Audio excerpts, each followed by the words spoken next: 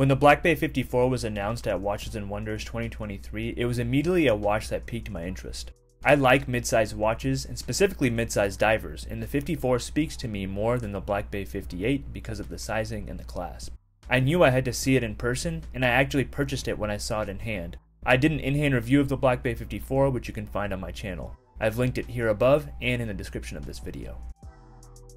I bought the watch because it reminded me a lot of some of Tudor's prior offerings.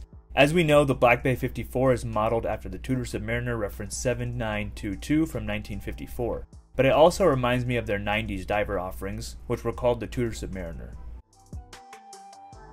I own a Tudor Submariner reference 75190 from the late 90s, and today we're going to review the similarities and differences between the two distantly related models.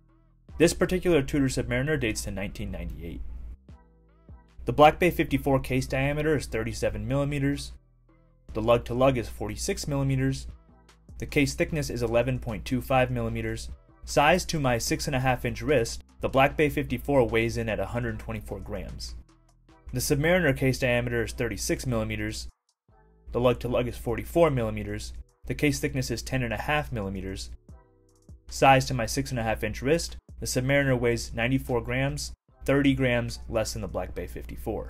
The weight difference is dramatic because the sub has hollow end links on this older Jubilee style bracelet. This bracelet is similar to what they rolled out on the Black Bay Burgundy and fixed bezel Black Bay line at Watches and Wonders 2023. Water resistance for both models is 200 meters. Screw down crowns are available on both. You get Rolex Submariner style crown guards on the Tudor sub. You also get a date and drilled lug holes, so there are some unique offerings on the sub that aren't there on the Black Bay 54. Obvious differences to the dial are the triangle indices at 6 and 9 on the sub.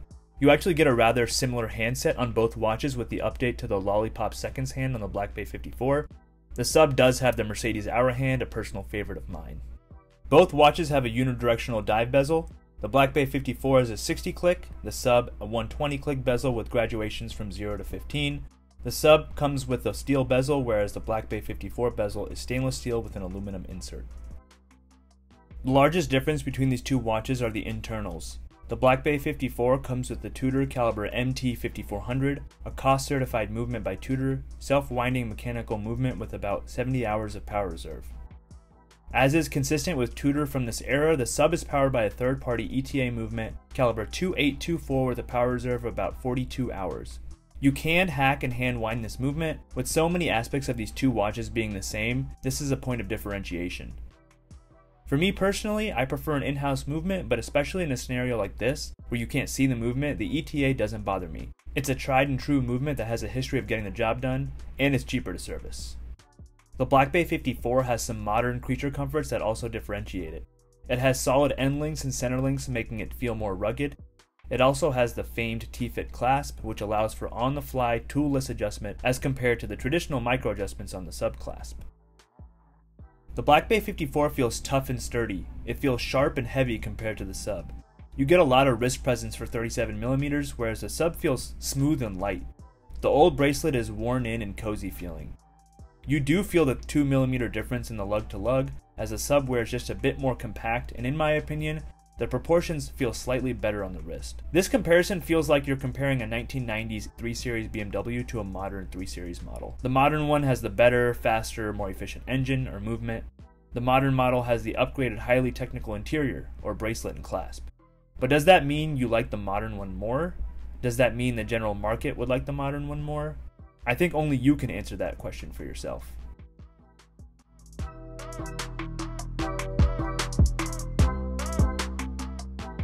Anytime that I get a new watch, it becomes a default watch that I wear every day as I get a feel for it. That's been the case with the Black Bay 54 as well. And if I have to be honest with you, as I've worn it more and more, I've been thinking about the Tudor sub. The Black Bay 54 captured my attention because of the vintage sizing, but it lacks that vintage feel and charm that the sub has. And the more I think about it, the more I feel I have to make a choice between these two because they occupy the same corner within my collection. And if I had to choose today, I would go with the sub because of that feel and charm. I like the feeling of a hefty watch, but with so much of my collection being modern watches, the sub makes for a change of pace. It's lightweight, and I'm a huge fan of this silky Jubilee style bracelet. This is exactly what I want from a mid-sized Tudor diver. Rolex Submariner aesthetics in a smaller size. The history of the Submariner title on the dial is also a factor for me. I don't know if we'll ever see the Submariner moniker on a dial of a Tudor ever again, so this is a big deal to me. Let me know your thoughts in the comments below. Are you interested in the Black Bay 54? If so, would you consider something like a Tudor Submariner from the late 90s if it were readily available in all things, namely price and condition being equal? Let me know your thoughts in the comments down below. As always, if you liked the video, please give it a thumbs up, hit the subscribe button if you would like to see more content like this, and until next time, thank you.